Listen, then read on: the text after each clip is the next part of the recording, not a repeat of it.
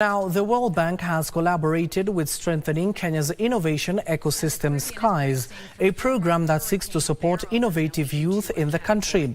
The program, which will run for 2 weeks, will see the winners benefit up to 1 million shillings to boost their businesses and innovations. The youth-targeted program seeks to boost innovations in the manufacturing, value addition, agriculture and creative economy, health and digital technology sectors, where the winners will benefit from expert support in fundraising and business. The purpose of this program is to enable the youth, women and people with disability to be able to become job creators and not job seekers.